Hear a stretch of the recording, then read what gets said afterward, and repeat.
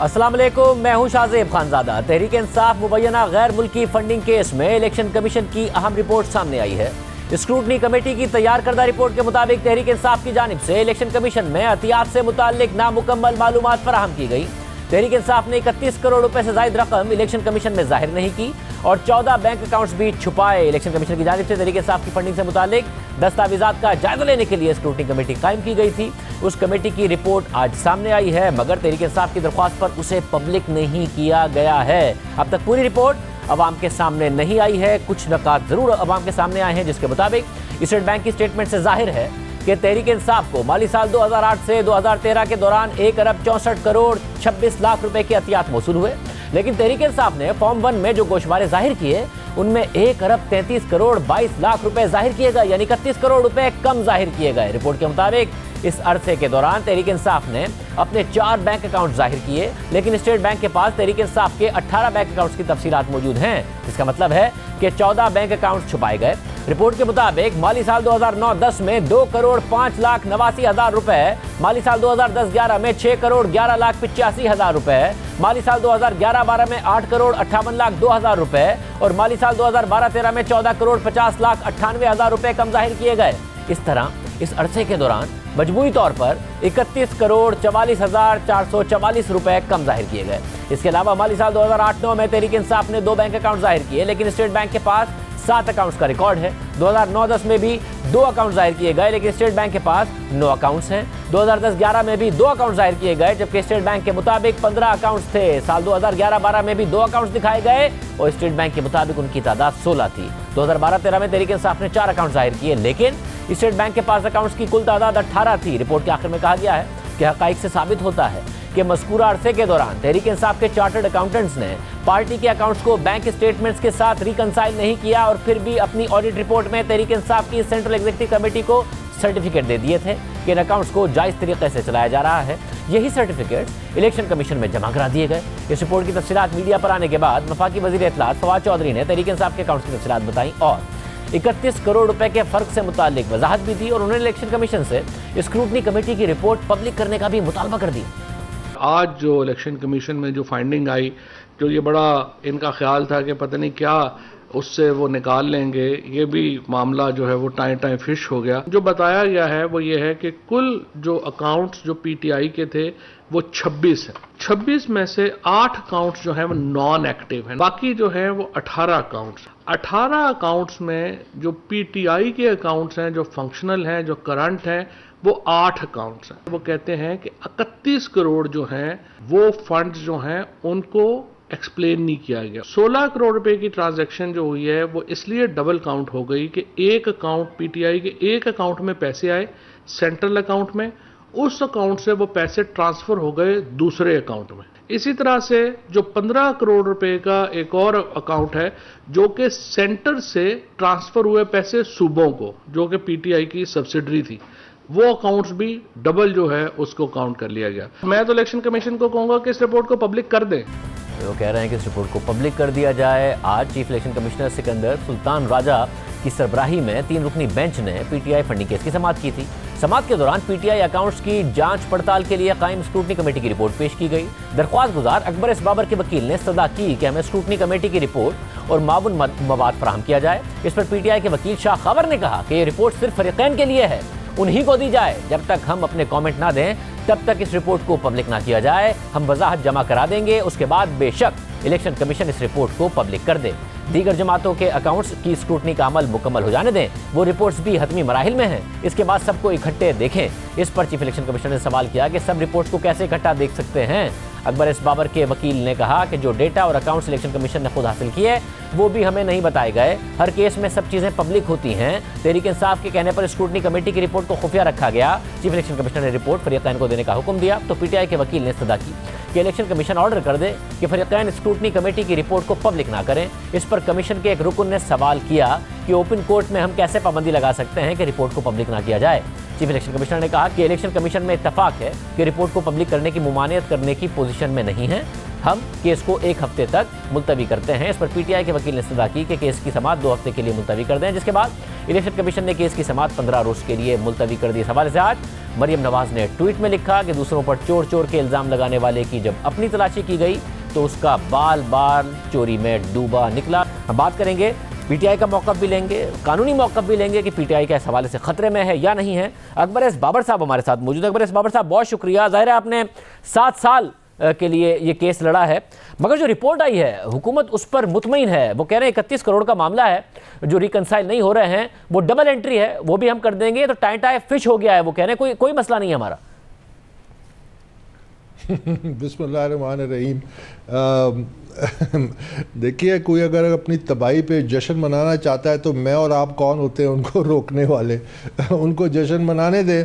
हकीकत ये है कि जो स्क्रूटनी कमेटी की रिपोर्ट आई है उस पर आप स्केल पे बात कर सकते हैं। मसलन उन्होंने तमाम मेरे जो इल्ज़ामात थे उसकी तस्दीक की। इल्ज़ामात क्या थे? अकाउंट्स को छुपाया गया। स्क्रूटनी कमेटी की रिपोर्ट में अकाउंट छुपाए गए। स्क्रूटनी कमेटी की रिपोर्ट में है कि फॉरेनर्स, उसकी लिस्ट दी गई है कि इन्होंने पीटीआई को फ़ंड किया गैर कानूनी। उस स्क्रूटनी कमेटी की रिपोर्ट में कंपनियों की लिस्ट है कई सौ, जिसमें गैर मुल्की कंपनियां हैं जिन्होंने पीटीआई को फ़ंड किया गैर कानूनी। ये तस्दीक होगी। उसमें मैं जो हमेशा आपके प्रोग्राम में आके कहता था कि ये कमेटी जो है बेचारी ये बेबस है, इसके हाथ पांव बंधे हुए हैं, उसकी तस्दीक होगी जब वो कहते हैं कि इतने लाख डॉलर इतने लाख डॉलर आए हैं, लेकिन स्क्रूटनी कमेटी को कोई तफसीलात नहीं दी गई। इसी तरह ये तमाम तफसीलात उसमें, ये 31 करोड़ का जो फिगर है ये मिसलीडिंग है। ये बहुत ये अरबों में ये पैसा जाता है। मसलन हमारे ऑडिटर्स ने जब इन्वेस्टिगेट किया, और ये ऑन रिकॉर्ड मैं कह रहा हूँ, जो स्क्रूटनी कमेटी के रिकॉर्ड का हिस्सा है, कि पीटीआई ने 2013 में तमाम फंडिंग की डिटेल देने से इनकार कर दिया। ये स्क्रूटनी कमेटी के रिकॉर्ड में है। हमारे ऑडिटर्स ने जब इनके दस्तावेजात की ऑडिट की इलेक्शन कमीशन के हुक्म पे, तो 1 अरब रुपए से ज़्यादा तो सिर्फ 2013 में फंडिंग हुई थी। तो ये 31 करोड़ का क्या मामला है?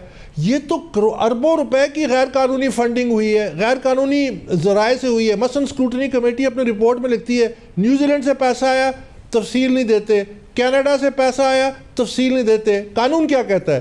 कानून कहता है source and detail of every penny received by a political party. हर एक पाकिस्तानी शहरी जितना मर्जी फंड करे, लेकिन उसकी तफसील होनी चाहिए। ये कहते थे कि हमारे 40,000 डोनर्स हैं, उन 40,000 बोगस लिस्ट, मैंने दावे से कोर्ट में कहा है कि ये बोगस फेक लिस्ट है। ना उन डोनर्स के शनाख्ती कार्ड नंबर है, ना उनके एड्रेसेस हैं। एक फेक लिस्ट बना के प्रोपेगेंडा के लिए। तो ये प्रोपेगेंडा से बात आगे जा चुकी है। जब सर्टिफिकेट इमरान खान ने दिया इलेक्शन कमीशन को as part of his annual audit statements, उसमें कहा कि जी हम सर्टिफाई करते हैं कि this is true picture of PTI finances. Accounts उसमें छुपाए गए, उसमें पैसा छुपाया गया, उसमें गैर मुल्कियों की फंडिंग छुपाई गई। मसलन आप गवाह हैं, मैं गवाह हूँ, हम सब जानते हैं कि मिडल ईस्ट में पीटीआई ने बहुत बड़े पैमाने पे फंडिंग की है। इमरान खान पर्सनली जाके फंडिंग करते हैं। हमने एविडेंस दिया, जुल्करनैन अली खान इनके कोऑर्डिनेटर हैं, वो ऑन कैमरा टीवी उस पर कह रहे हैं वीडियोस में कि जी हमने तो इधर करोड़ों रुपए हमने जमा किए हैं, मेंबरशिप की डिटेल्स दी। तो रिकॉर्ड में पूछे इनसे कि सऊदी अरब या मिडल ईस्ट से कितना पैसा है। मगर अकबर साहब, अगर ये 1 लाख अगर ये साबित हो गया तो उसमें मसला है ना कि ये ममनुआ फंडिंग तो हो जाएगी।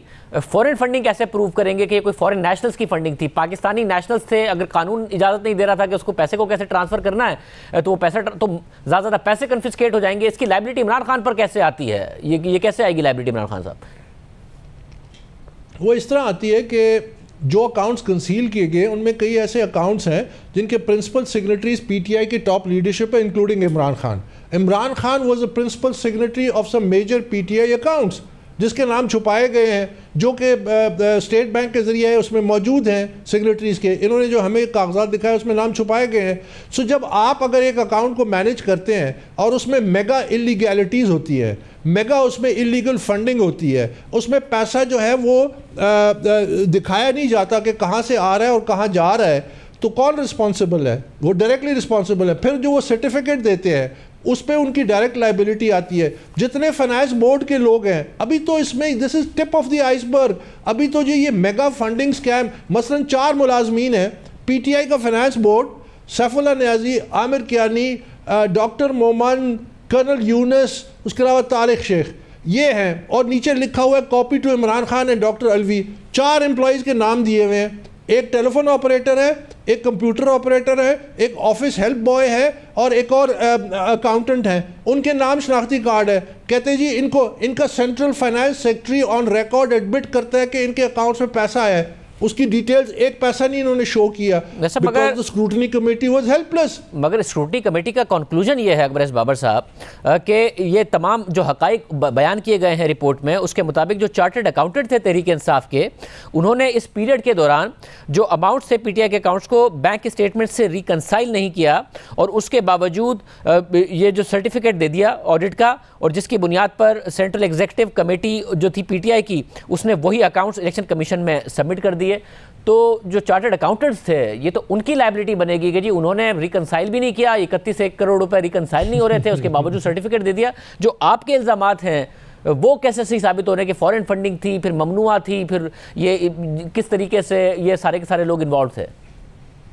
देखिए शाहजेब, स्क्रूटनी कमेटी के जो अभी, क्योंकि पूरी रिपोर्ट का तज्जिया नहीं किया मैंने, तो उसको सरसरी तौर पे देखा है, उसमें लिस्ट मौजूद है फॉरेनर्स की, उसमें लिस्ट मौजूद है फॉरेन कंपनीज की जिन्होंने फ़ंड किया, उसमें लिस्ट, ये तमाम डिटेल्स उन्होंने दी हुई हैं कि ये फॉरेन कंपनीज है जिन्होंने फ़ंड किया, ये फॉरेनर्स है जिन्होंने फ़ंड किया, ये यहाँ से इलीगल फंडिंग, तो ये तो तमाम डिटेल्स उन्होंने दी हुई है, उसकी निशानदेही हुई हुई है। ये मैं नहीं कह रहा। ये तो अलग बात है कि इसका स्केल एंड स्कोप बहुत बड़े पैमाने पे है और वो अभी अनवेल होना बाकी है। तो इसलिए कि ये जो देखिए, ये जो चार्टर्ड अकाउंटेंट्स की आपने बात की ना, ये स्केप गोटिंग है। कोई भी चार्टर्ड अकाउंटेंट ये अपने चार्टर्ड अकाउंटेंट को लिखे ना इस स्क्रूटनी रिपोर्ट के मुताबिक कि आपने ये अकाउंट्स की क्यों नहीं ऑडिट किया, वो आगे से कहेंगे हमें वो अकाउंट्स दिखाए नहीं गए तो हम कैसे उसको ऑडिट करें। ये तो रिस्पॉन्सिबिलिटी क्लाइंट की होती है, वो कि अपने तमाम फाइनेंशियल, आज तक उन्होंने स्क्रूटनी कमेटी के सामने अपना एक फॉरेन बैंक स्टेटमेंट नहीं जमा कराया, वो बेचारा ऑडिटर कहाँ से हासिल करता। तो आप ये एक्सपेक्ट कर रहे हैं कि जो फाइंडिंग इस स्क्रूटनी कमेटी की है या जो कंक्लूजन इस स्क्रूटनी कमेटी का है, जो इलेक्शन कमीशन है, उससे आप फिर क्या एक्सपेक्ट कर रहे हैं? अब वो इसी के स्कोप में रहते हुए 31 करोड़ रुपए का अमाउंट रिकंसाइल नहीं हुआ, तहरीक इंसाफ कह रही है कि इसलिए नहीं हुआ कि हमारे दूसरे अकाउंट्स में गया था, वो हम सेटिस्फाई कर देंगे, इसी के स्कोप में रहते हुए फैसला देगा या इससे बियॉन्ड फैसला देगा, जो आपके इल्जामात हैं उसके मुताबिक फैसला देगा? नहीं, हमने तो 2 ऑडिटर्स ने इलेक्शन कमीशन के हुक्म पे, वो तो इस रिपोर्ट में रिफ्लेक्टेड ही नहीं है, जिसकी डिटेल्ड ऑडिट की 100 पेज की रिपोर्ट दी, certified sign by 2 auditors who are obviously वो अकाउंटेबल है, उनकी अकाउंटिंग फर्म है। उन्होंने कहा 2.2 अरब रुपए की गैर कानूनी फंडिंग है, उसकी पूरी डिटेल्स दी। मैंने जिस तरह अर्ज किया ना, आप पीटीआई वालों से पूछे, आपने 2013 की जितनी फंडिंग हुई है उसकी डिटेल्स दी है, सोर्स एंड डिटेल्स, वो लिखा हुआ है स्क्रूटनी कमेटी की ऑर्डर शीट में कि देव रिफ्यूज। तो फिर 1 अरब रुपए तो ये हो गया, इन्होंने रिफ्यूज कर दिया, तो फिर क्या इलेक्शन कमीशन अब जब आइंदा इस पे प्रोसीडिंग होगी तो क्या इलेक्शन कमीशन उसकी दोबारा देखे चीजें कि आपने क्या दिया था, क्या नहीं दिया था, जो दिया था उसकी बुनियाद पर ये नतीजा आया, क्या होगा?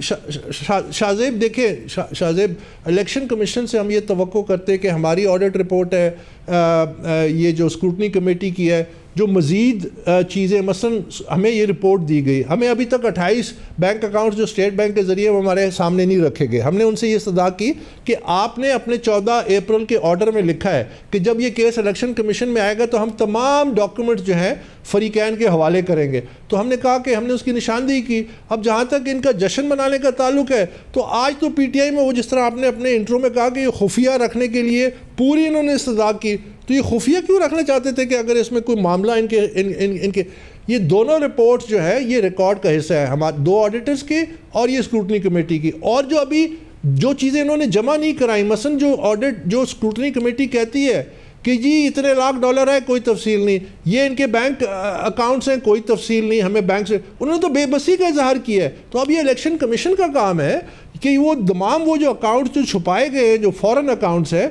और जो दूसरे अकाउंट्स हैं, उनकी तफसीलात लाएँ, सामने आए, हम उनकी हसस करने के लिए तैयार हैं। तो ये फिर बहुत बड़े पैमाने पे ये हो जाएगा। बहुत शुक्रिया अकबर बाबर साहब की गुफ्तगू आपने सुनी। तहरीक इंसाफ का मौका मालूम करेंगे, मगर उससे पहले कानूनी जो इस वक्त पहलू है कि क्या इम्प्लीकेशन हो सकती हैं खुद इमरान खान साहब के लिए या फिर तहरीक इंसाफ की हुकूमत के लिए, उस पर बात करते हैं। 2 ऐसे हमारे साथ शख्सियात मौजूद हैं जिन्होंने इस मामले पर बड़ा काम किया है। हमारे साथ अहमद बिलाल महबूब साहब मौजूद हैं, आप सदर हैं पिल्डैत, इसके अलावा मुनीफ फारूक साहब साहब मौजूद हैं, सीनियर सहाफ़ी तज़कियाकार। आप दोनों का बहुत शुक्रिया। मुनीर फारूक साहब, आपको ज़ाहिर है बहुत ज़्यादा इस सारे के सारे मामले का पता है बतौर कानूनदान भी, इसके अलावा आपके पास खबरें भी इस हवाले से बहुत ज़्यादा हैं। अहमद बिलाल महबूब साहब, आप लिख चुके हैं इस मामले के ऊपर, मुझे बताइएगा कि आज की रिपोर्ट आने के बाद अहमद बिलाल महबूब साहब, ये मामला ममनुआ फंडिंग का है या फॉरेन फंडिंग का है, और ममनुआ फंडिंग के नतीजे में कोई लीगल इम्प्लीकेशंस नहीं है पाकिस्तान तहरीक इंसाफ के लिए? अगर साबित हो भी जाए तो रिकंसाइल नहीं हुआ अमाउंट, उसको कन्फिस्केट किया जाएगा या पार्टी भी खतरे में पड़ सकती है? देखिए, मेरे ख्याल में जो सबसे इसमें ख़तरनाक हिस्सा है वो फॉरेन फंडिंग का है, जो कहीं किसी अकाउंट को छुपा लेना या उसके अंदर कोई अमाउंट ज़्यादा या कम बता देना, उसके भी कॉन्सिक्वेंसेस हो सकते हैं। लेकिन जो ज़्यादा मेरे ख्याल में ख़तरनाक बात है वो फॉरेन फंडिंग का मामला है, क्योंकि हमारे कानून में अब उसकी ज़्यादा गुंजाइश नहीं है। पहले कानून में होती थी कि substantial amount of foreign funding, अब ये हुआ कि any amount of foreign funding जो है वो किसी पार्टी को फॉरेन एडेड पार्टी के कैटेगरी में शामिल कर सकती है। तो अगर वो फॉरेन एडेड पार्टी की कैटेगरी में शामिल हो जाए तो फिर उसके कॉन्सिक्वेंसेस बहुत संगीन हो सकते हैं। वरना तो इतना ही पैसे हैं कि पैसे जो नाजायज़ आए हैं वो जब्त कर लिए जाएं, लेकिन जो पार्टी को अनलॉफुल करार देने का मामला है वो उसी सूरत में होगा जब वो पार्टी फॉरेन एडेड पार्टी करार दी जाएगी। और फॉरेन एडेड की जो डेफिनेशन है वो बड़ी स्ट्रिक्ट डेफिनेशन है, यानी उसमें any funding coming from foreign sources वो फॉरेन एडेड पार्टी की डेफिनेशन में शुमार की जाएगी।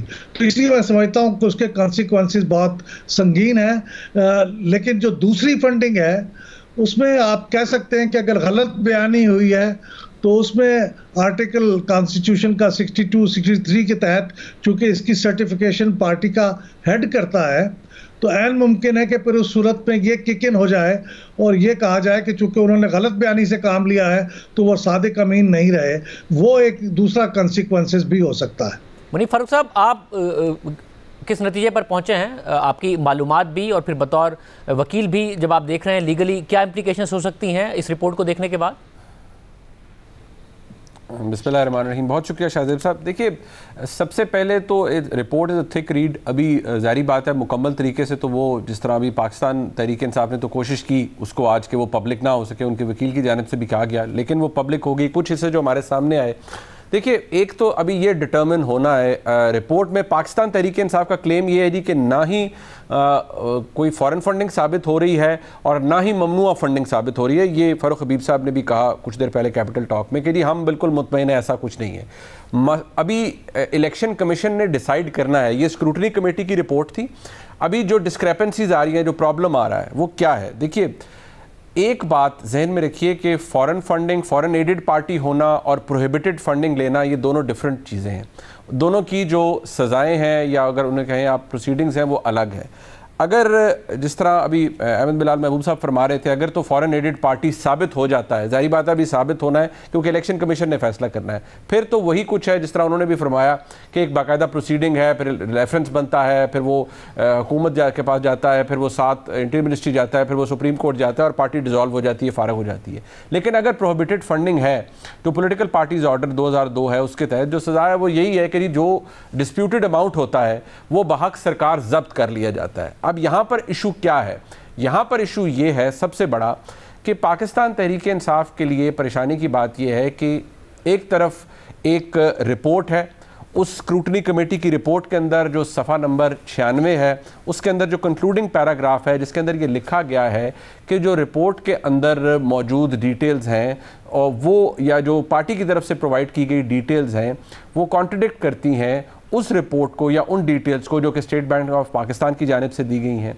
इसी तरह ये ज़हन में रखिए कि जिस तरह अभी अहमद बिलाल महबूब साहब भी फरमा रहे थे कि यहाँ प्रॉब्लम एरिया एक है और वो बहुत मेजर है कि क्या अगर वो सर्टिफिकेशन जो कि इमरान खान साहब ने बहसियत पार्टी चेयरमैन, पॉलिटिकल पार्टीज़ का जो ऑर्डर है 2002 उसके जो उसका जो सेक्शन है 13(2) उसके तहत जो दी है, और इलेक्शन कमीशन एक्ट 2017 उसमें भी एग्जैक्टली इसको रेप्लिकेट किया है। उसके तहत जो सर्टिफिकेशन दी है उसमें वो क्या सर्टिफिकेशन होती है कि जी मैं इस बात की गवाही दे रहा हूँ कि जो अकाउंट सबमिट किए जा रहे हैं, जो फाइनेंशियल डिटेल्स दी जा रही हैं, वो मेरे नॉलेज के मुताबिक और हर तरीके से बिल्कुल दुरुस्त हैं, काउंटर चेक्ड हैं, बिल्कुल वेरीफाइबल हैं और हर चीज़ दुरुस्त है। अब अगर स्क्रूटनी कमेटी और फिर इलेक्शन कमीशन खुद भी आफ्टर दिस डिसीजन इस नतीजे पर पहुंचता है अगर कि इन्होंने पैसा कंसील किया है, अकाउंट्स डिलिबरेटली कंसील किए हैं, तो फिर इमरान खान साहब के लिए बहसीत पार्टी चेयरमैन मुश्किल हो सकती है, क्योंकि ये फिर सीधा सीधा मामला 621F का बनेगा कि उन्होंने जो डिलिबरेटली जानते बूझते हुए इंफॉर्मेशन कंसील की है, और वो भी इतनी sensitive information. As we say all this, the decision has to be taken by the Election Commission of Pakistan. और एक बात मैं शाहजेब साहब आपके नॉलेज में यहाँ पर ज़रूर इंसाफा कर दूँ हमारे व्यूअर्स के लिए भी, कि जो हनीफ अब्बासी साहब का केस था जिसके अंदर ये मामला उठाया गया, इमरान खान साहब फिर उसमें सादिक और अमीन भी करार पाए, उस वक्त साकिब निसार साहब ने एक बात बड़ी क्लियरली लिखी थी, और वो ये थी कि certificates issued by Imran Khan under article 13(2) of the PPO यानी political party order is a secondary fact ascertainable by a competent court of law after the ECP gives its finding whether any prohibited funding has been received and collected by the PTI in terms of Article 6(3) of the PPO। यानी कि अदालत ने भी ये लिख दिया था कि जब इलेक्शन कमीशन अपनी फाइंडिंग देगा तब कोई कॉम्पिटेंट कोर्ट ये डिसाइड करेगा कि क्या इमरान खान साहब के दिए गए सर्टिफिकेट में कोई गलती है, उन्होंने कुछ कंसील किया है या नहीं किया है। तो अहमद साहब, फिर ये जो पीटीआई की कंटेंशन है कि जी बाकी जमातों की भी साथ कर रहे हैं, हालांकि ज़ाहिर है तहरीक इंसाफ का केस सबसे पुराना है, बहुत दफ़ा कोशिश की गई कि ये स्क्रूटनी ना हो, ये सही है उनका मुतालबा? वो कहते हैं हमारे फिर भी आपको बहुत ऑर्गेनाइज और बेहतर फंडिंग नजर आएगी दूसरी जमातों के मुकाबले में। मुझे तो सच्ची बात यह है कि इस मंतक की समझ में नहीं आई कि ये तीनों केस, या अब चूँकि जमीयत उलमा इस्लाम के बारे में भी एक शिकायत मौजूद है, तो ये चारों पार्टियों का केस बैक वक्त ही तय किया जाना चाहिए और सबकी रिपोर्ट इकट्ठी आनी चाहिए। ये कैसे मुमकिन है? जब कोई रिपोर्ट पहले कंप्लेंट की गई थी उसके ऊपर काफ़ी प्रोसीडिंग्स हो चुकी हैं, तो जाहिर है जिस वक्त भी वो कंप्लीट हो उसको फैसला आ जाना चाहिए, और जो दूसरी पार्टियां उनका भी जल्द अज जल्द मुकम्मल किया जाए। लेकिन ये शर्त आयद करना कि इकट्ठी हों, इसका मतलब यह है कि फिर तो और भी बहुत सी पॉलिटिकल पार्टियां हैं जिनके बारे में आज कोई कंप्लेंट कर दे तो उनके बारे में भी ये मुतालबा किया जाए, तो ये तो दुरुस्त नहीं है मेरे ख्याल में ये कहना। लेकिन मैं एक बार छोटी सी वजाहत फिर कर दूं, ये चूँकि मैं कानूनदान नहीं हूं तो मुनीब फारूक साहब इस बारे में ज़्यादा बेहतर रोशनी डाल सकेंगे कि जो इलेक्शंस एक्ट का 212 सेक्शन है, उसकी झैली सेक्शन 3, उसके अंदर डिफाइन किया गया कि फॉरेन एडेड पार्टी है क्या। तो उसके अंदर बड़ा वाजे पे लिखा हुआ है कि जो पार्टी अपनी कोई भी अमाउंट किसी फॉरेन सोर्स से, बल्कि फॉरेन नेशनल से रिसीव करे, वो भी फॉरेन एडेड पार्टी है। तो इतनी स्ट्रिक्ट डेफिनेशन की रोशनी में इसके कॉन्सिक्वेंसेस तो बहुत शदीद हो जाते हैं मेरे ख्याल में। जी मुनीब फारूक साहब, ज़ाहिर और ये महबूब साहब कह रहे हैं कि पहले कानून था सब्सटेंशियल, फिर आ गया एनी अमाउंट, और उसमें ज़ाहिर जो फॉरेन नेशनल पाकिस्तानी है जिनके पास नाइकॉप है वो इंक्लूडेड नहीं है, कोई और फॉरेन नेशनल हो जिससे ये अमाउंट आया हो। तो आपको लगता है कि बहुत टाइट है इस वक्त मामला अगर कानून के पॉइंट ऑफ व्यू से देखा जाए?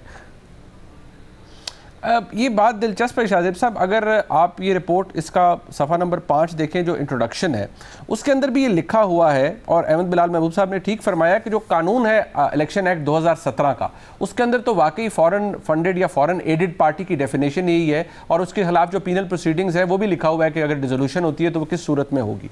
लेकिन क्योंकि ये पूरा सब कुछ गवर्न हुआ पॉलिटिकल पार्टीज ऑर्डर 2002, उसके अंदर, और उसी को फिर अदालत ने भी, मैंने दोबारा आपको कहूँगा कि 2017 में जो 16-17 में जो हनीफ अब्बासी साहब की पिटीशन थी, अदालत ने भी उसी पर रिलाय किया, और साकिब निसार साहब ने ये लिखा कि जो पीनल प्रोसीडिंग्स हैं वो प्रोहिबिटेड फंड्स की वो कॉन्फिस्केशन है, वो ये नहीं है कि पार्टी जो है वो उसको डिसॉल्व कर दिया जाए या पार्टी चीफ को डिस्क्वालीफाई कर दिया जाए। ये हसन साकिब निसार साहब ने लिखा और ऑब्जर्व किया। इसी तरह आप इसका अगर शुरू देखें तो वहाँ पर भी जो कानून में लिखा हुआ है वो यही है जी कि पॉलिटिकल पार्टीज ऑर्डर के तहत हमने इसको डिसाइड करना है, देखना है। मैं ये कहूँगा कि बादे नज़र में ये एक बड़ा मुश्किल वक्त नज़र आ रहा है पाकिस्तान तहरीक इंसाफ के लिए, और दोनों सूरतों में अगर ये फॉरेन फंडेड पार्टी नहीं भी है और अगर महज प्रोहिबिटेड फंडिंग है, चले वो भी नहीं, महज कंसीलमेंट का अगर मामला है, तब भी जनाब इमरान खान के लिए ये प्रॉब्लम हो सकता है, उनको प्रॉब्लम आ सकता है, लेकिन decision has to be taken by the Election Commission of Pakistan. तो अहमद बिलाल महबूब साहब, फिर ये शुरू में तहरीक इंसाफ के लिए मसला होगा, तो आगे जाके बाकी जमातें बच पाएंगी सारे के सारे मामले से? देखिए, ये तो पीटीआई का जो मामला है ये एक प्रेसिडेंट सेट करेगा। अगर ये नज़ीर एक तय हो गई कि वाकई फॉरेन फंडिंग की यही डेफिनेशन जो है उसके ऊपर अप्लाई हुई और उसके कॉन्सिक्वेंसेस हुए, तो फिर बाकी पार्टियों को लाजमी तौर पे अगर उनके ऊपर भी यही इल्ज़ाम साबित होता है तो जाहिर है उसके ऊपर भी उसी तरह का फैसला करना पड़ेगा। बहुत शुक्रिया गुफ्तगू आपने सुनी। फिर तहरीक इंसाफ इस मामले को किस तरह ले रही है, तहरीक इंसाफ का मौक़िफ़ मालूम करेंगे, लेकिन एक ब्रेक के बाद। तहरीक इंसाफ स्क्रूटनी कमेटी की रिपोर्ट आने के बाद एतमाद का इजहार कर रही है कि हम इलेक्शन कमीशन को सेटिस्फाई कर देंगे, अमाउंट भी रिकनसाइल कर देंगे। हमारे साथ फ़ारूक हबीब साहब मौजूद हैं, वज़ीर मुमलिकत बराए इत्तलात और नशरियात। फ़ारूक हबीब साहब, बहुत शुक्रिया शो में ज्वाइन करने के लिए। आपने फवाद चौधरी साहब ने आज प्रेस कॉन्फ्रेंस की, आप लोग कॉन्फिडेंट हैं कि कुछ साबित नहीं हुआ है, अमाउंट भी रिकनसाइल कर देंगे, अकाउंट्स का भी कोई मसला नहीं है, जैसा कि रिपोर्ट में लिखा है कि 4 आप लोगों ने डिक्लेयर किए हैं, 18 टोटल स्टेट बैंक के मुताबिक आपके अकाउंट्स में 31 करोड़ रुपये का अमाउंट है, आपने उसका भी कह रहे हैं कि कोई डबल एंट्री है। तो फॉरेन फंडिंग आपका ख्याल है उससे भी बच जाएंगे, ममनुआ फंडिंग उससे भी बच जाएंगे और कंसीलमेंट उससे भी बच जाएंगे, इन तीनों चीज़ों से बच जाएंगे?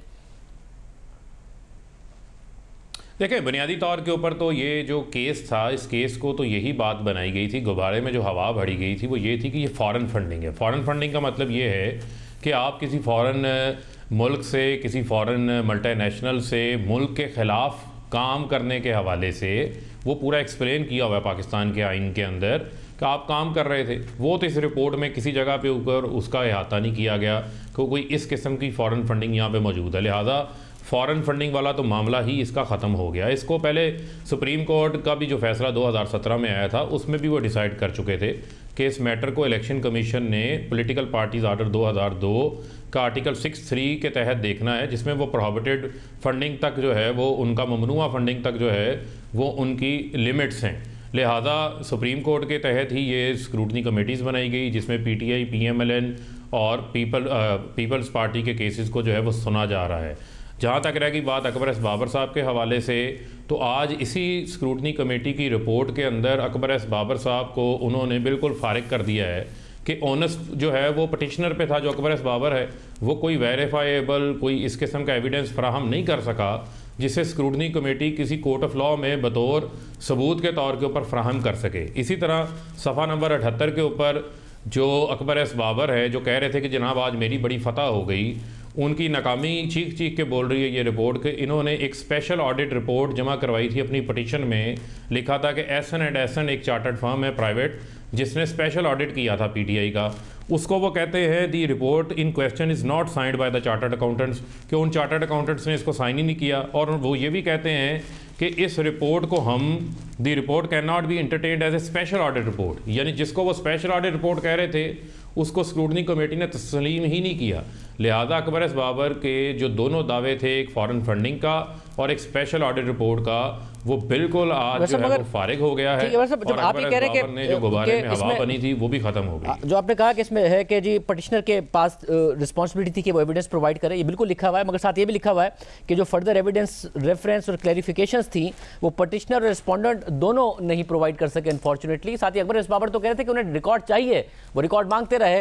फिर इस रिपोर्ट में आगे ये भी लिखा हुआ है कि आपके जो अमाउंट्स आए हैं पाकिस्तान के अकाउंट्स तक तो एक्सेस हो गई, मगर जो अमेरिका से हो, न्यूजीलैंड से हो, बरतानिया से हो, यूएई से हो, इसके अलावा जापान से हो, जितने भी अमाउंट्स आए हैं, जब आपसे डिटेल्स मांगी गई वहाँ के अकाउंट्स की जहाँ से अमाउंट आ रहे हैं, तो वो डिटेल्स आप लोगों ने नहीं प्रोवाइड की हैं। तो जब वो प्रोवाइड नहीं की है तो स्क्रूटनी कमेटी कैसे अंदाजा लगाती कि किसने कितने पैसे भेजे हैं और वो फॉरेन है या नहीं है?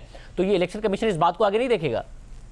नहीं, इस पे शायद मैं सिर्फ आपको ये बताना चाहता हूँ कि अगर आप इसी रिपोर्ट का अगर आप सफ़ा नंबर इसका अगर आप लेके जाएं, सफ़ा नंबर 87, उसके ऊपर उन्होंने लिखा हुआ है कि जो पीटीआई के जो अकाउंट्स हैं, जो हमारे अकाउंट्स चाहे वो स्टेट बैंक की तरफ से आए हैं चाहे वो हमारी तरफ से डिक्लेयर्ड हैं, उसमें वो बताते हैं कि यूएस डॉलर इतने आए हैं, यूरो इतने आए हैं, जापानीज येन इतने आए हैं, यानी कि रिकॉर्ड तो मौजूद है कि कितने इतने पैसे हैं, ये ऑन रिकॉर्ड है। ये लिखा हुआ है। इसको हम सुन लें, इसको हमने नोटराइज्ड किया है। या आप दुरुस्त कह रहे हैं नोटराइज करके जमा करवाया है। और ये भी याद रखें कि ये हर मुल्क से आने वाला अमाउंट लिखा हुआ है, मगर हर मुल्क से आने वाले अमाउंट के नीचे उन्होंने ये लिखा हुआ है कि the scrutiny committee did not have access to the bank statements of accounts that were maintained by PTI LLC in USA, therefore the committee is unable to make any further comment on the source of funds. वो कह रहे source of fund के ऊपर हम कोई comment नहीं कर सकते, वो आपने रिकॉर्ड नहीं दिया। शाहजेब जी जरा अब आप सुन लें ना, शाहजेब जरा सुन लें। देखें ये बड़ी सिंपली अंडरस्टूड बात है। हमारा जो इलेक्शन कमीशन है वो चलता है पॉलिटिकल पार्टीज ऑर्डर 2002 के तहत या इलेक्शन एक्ट 2017 के तहत। जिस वक्त का हम आज डिस्कस कर रहे हैं 2008-2013 का, उस वक्त पॉलिटिकल पार्टीज ऑर्डर 2002 था। हम पीटीआई और इलेक्शन कमीशन जिम्मेदार है उस चीज़ को देखने का, और पीटीआई जिम्मेदार है उस रिकॉर्ड को जमा करवाने की जो पैसा पाकिस्तान के अंदर आया और पाकिस्तान के बैंक्स के अंदर आ गया। अब हमारा इलेक्शन कमीशन जो है वो यूएसए के अकाउंट्स को जाके वहाँ के बैंक्स को नहीं देख सकता, या वो ऑस्ट्रेलिया के बैंक्स को नहीं देख सकता।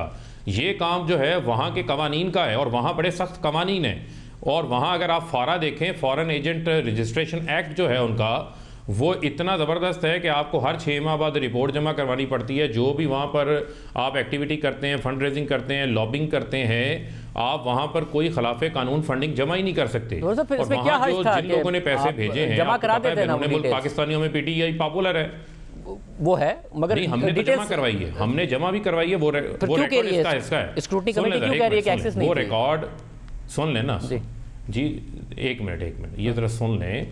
जो रिकॉर्ड हमने जमा करवाया है, जो वहाँ से आया है, वहाँ से वो रिकॉर्ड नोटराइज्ड होके आया है, विद नेम्स आया है, और जो वो भेजने वाले हैं, जो उन अकाउंट्स को हैंडल करते हैं, वो भी पाकिस्तानी हैं, और ये वहाँ के कवानीन के मुताबिक करते हैं। अगर मैंने जैसे पहले आपको कहा, अगर कुछ भी वहाँ पे खिलाफ कानून हो तो वहाँ के कवानीन 9/11 के बाद इतने सख्त हो चुके हैं कि वहाँ फौरी तौर के ऊपर आप पकड़ में आ जाते हैं। साहब यानी आप कॉन्फिडेंट हैं कि आगे जाके जब इलेक्शन कमीशन में इसके हवाले से समाअत होती है कुछ नहीं होने वाला, पीटीआई मुकम्मल तौर पर रिकंसाइल कर देगी सब चीजें? देखें जो मामला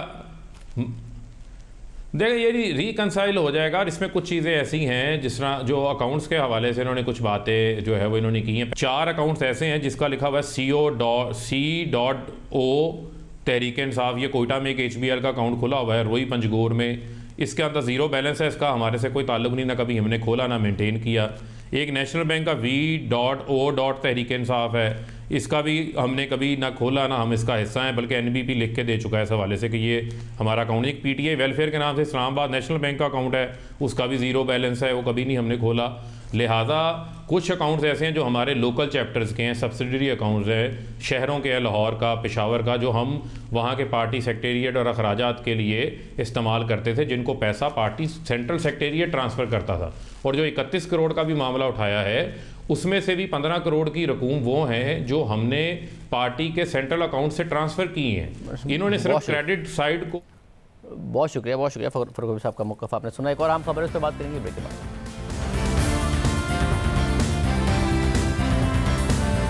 गुज़िश्ता कुछ दिनों से नून लीग की नायब सदर मरियम नवाज की ऑडियो लीक्स का सिलसिला शुरू हुआ है, जिसमें नजर आ रहा है कि वो मीडिया को इन्फ्लुएंस करने की बात कर रही हैं। आज भी एक ऑडियो लीक हुई है जिसमें वो जियो न्यूज़ के प्रोग्राम रिपोर्ट कार्ड के बारे में बात कर रही हैं। प्रोग्राम के शुरा पर सख्त तनकीद की जा रही है, यहाँ तक कि नामुनासिब जबान इस्तेमाल की जा रही है।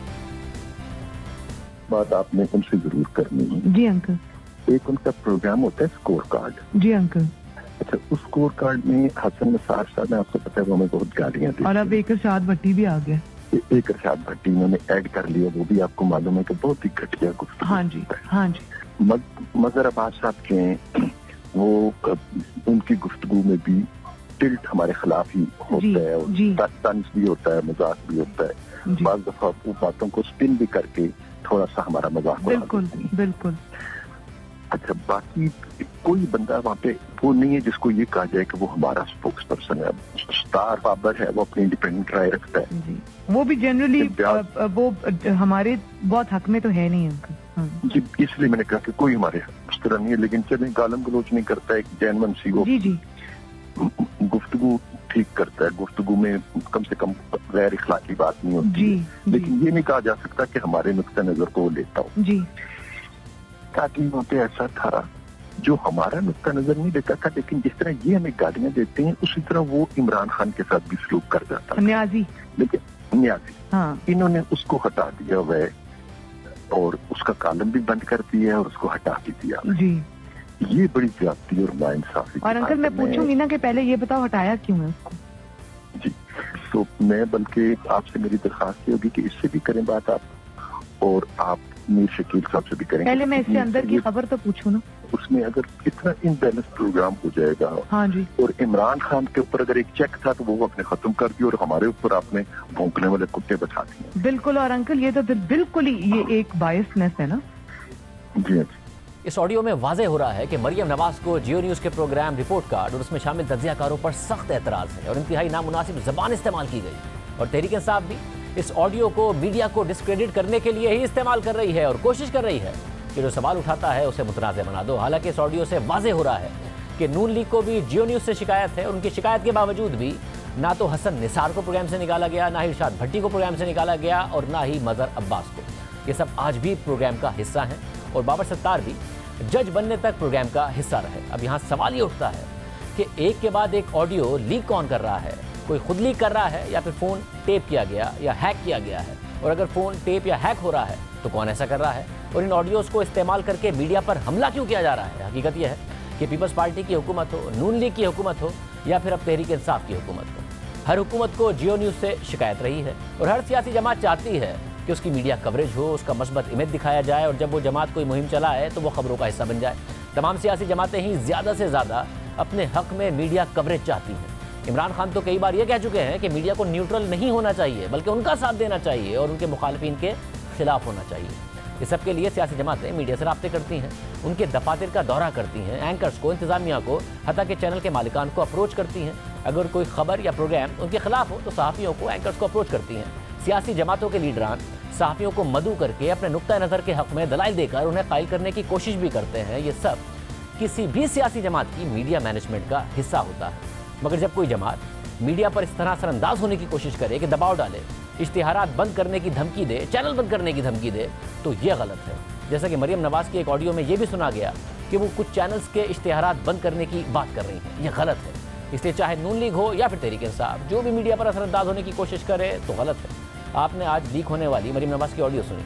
मरियम नवाज़ जियो न्यूज़ से मुताल्लिक शिकायत करती सुनाई दे रही हैं। जो शिकायत मरियम नवाज़ को थी वही शिकायत तहरीक इंसाफ को भी जियो न्यूज़ से है। और तहरीक इंसाफ का तो मामला ये है कि अगर किसी प्रोग्राम में किसी एंकर की तरफ से सख्त सवालात किए जाएँ तो इंतजामिया और मालिकान से तो शिकायतें की ही जाती हैं, प्रोग्राम रुकवाने के लिए भी मुतालबे किए जाते हैं और उसके खिलाफ सोशल मीडिया पर बाकायदा मुहिम भी चलाई जाती है। तहरीक इंसाफ को सबसे ज़्यादा शिकायत हमारे ही प्रोग्राम से है, मगर गुज़िश्ता 5 सालों में तहरीक इंसाफ सबसे ज़्यादा हमारे ही प्रोग्राम के क्लिप अपने ऑफिशियल अकाउंट से शेयर भी करती रही है। जो मुखालिफिन के खिलाफ या अपने हक़ में लगा उसे शेयर कर दिया और जो बुरा लगा तो उन्हीं अकाउंट से मुहिम भी शुरू कर दी और इंतज़ामिया से शिकायतें भी शुरू कर दी। सियासी जमातें कभी किसी की तारीफ़ करती हैं, कभी उन्हें किसी से शिकायत होती है, ये उनका हक़ है। मगर चैनल या अखबार पर दबाव डालना, इश्तिहारात बंद करने की धमकी देना या फिर चैनल बंद करने की धमकी देना, बाकायदा मुहिम चलाकर सहाफ़ियों और टीवी चैनल्स पर दबाव डालना पहले भी गलत था और अब भी गलत है। इजाज़त दीजिए। अल्लाह हाफ़िज़।